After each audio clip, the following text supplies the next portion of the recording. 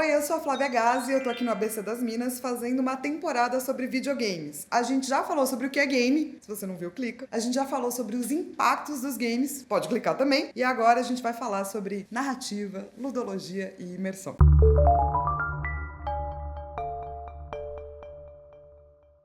Tudo que eu vou falar pra vocês nesse exato momento saiu direto do meu doutorado, a minha cabeça é muito doida, então vamos lá. Eu acredito que videogames são compostos de duas coisas, ludologias e narrativas. A gente explicou um pouco disso no primeiro vídeo, o que é game. E eu acho que a grande diferença do game, não só eu, tá uma galera muito mais relevante e importante do que eu, mas enfim, a diferença do game para outras mídias é que você atua. Quando a gente tá falando de atuação, a gente tá dizendo que você precisa estar dentro do game. E daí começa o tal processo de imersão. E imersão é uma coisa extremamente falada no mundo dos jogos, porque tá sempre tentando ser medida. Quanta imersão tem esse joguinho? Eu acho um pouco difícil a gente falar disso, mas eu entendo por que as pessoas vão atrás disso. Elas vão atrás disso porque elas querem entender como que essa narrativa ludológica funciona. Eu acredito que o processo imersivo ele é muito diferente para todo mundo, mas existem certas coisas que são muito parecidas. Primeiro, para mim, um bom jogo ele tem mecânicas que se adequam à sua narrativa ou ao seu tema, ou temas que se adequam às suas mecânicas. Então, se você vai escrever de um jogo, você primeiro tem que saber qual é o gênero. Porque se ele é um jogo de survival horror, então você tem que se esconder e fugir de um monstro, não adianta ter uma narrativa que você fica pegando um monte de espada, porque você tem que fugir. Se você, por outro lado, tá escrevendo um jogo que não tem combate, qual é a narrativa que se adequa mais a isso? Então, essa complementação entre lúdico e tema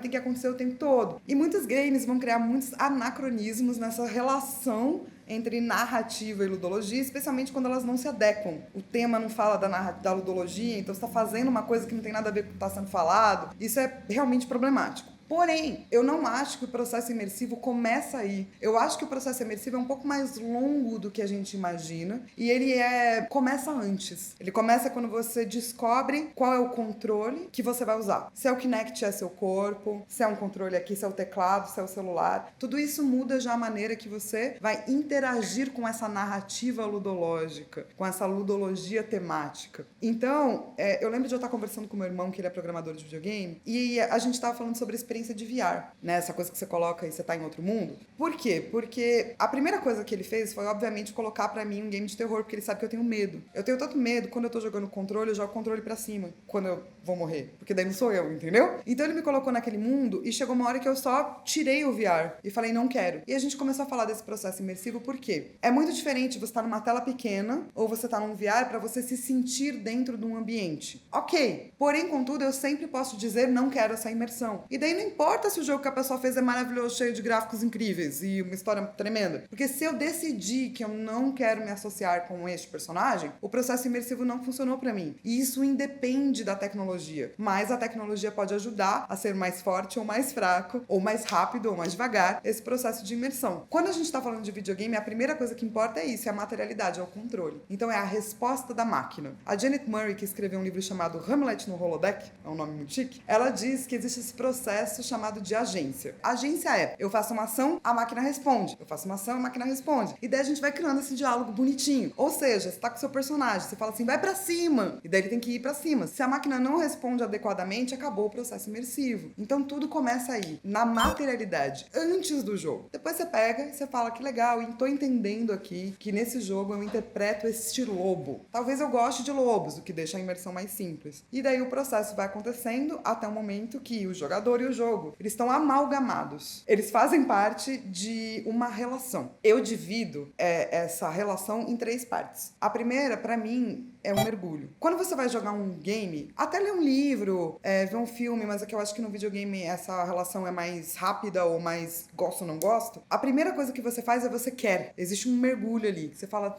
será que eu gosto desse personagem? Põe um pezinho na água. Será que...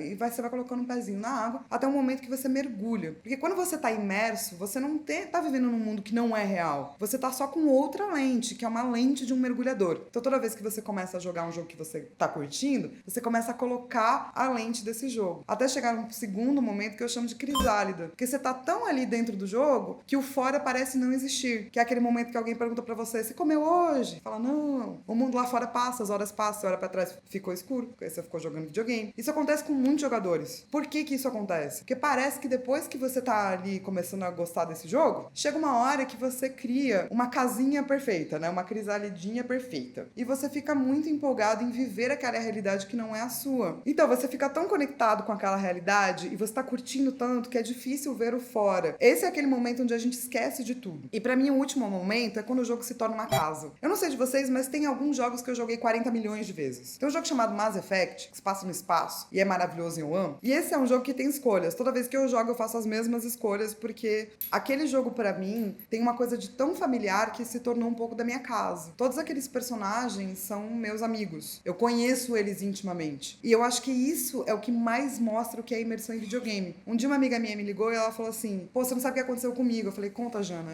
Eu tava andando ontem e daí eu percebi que tava meio esquisito, que tinha muita gente na rua, mas elas queriam me fazer mal. E daí eu comecei a andar um pouco mais rápido e elas começaram a ir atrás de mim. E daí elas sacaram armas. E daí eu falei, e aí, Jana?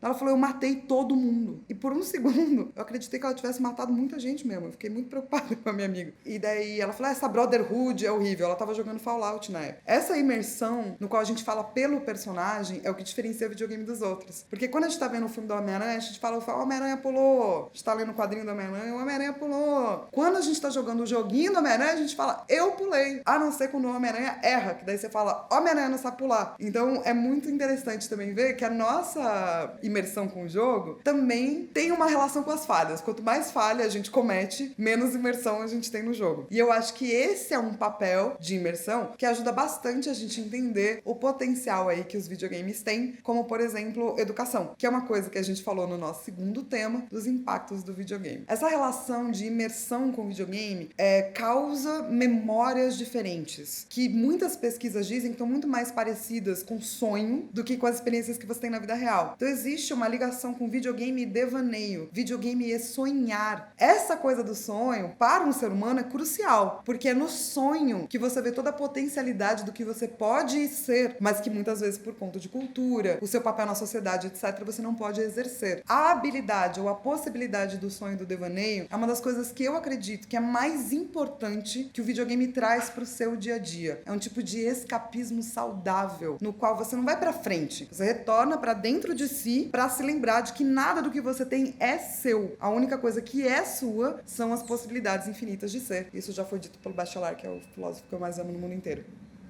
Eu sou a Flávia Gazi e eu tô aqui no ABC das Minas para falar de videogame, e o nosso próximo episódio a gente explica um pouco a questão das mulheres dentro dos jogos e fora deles também.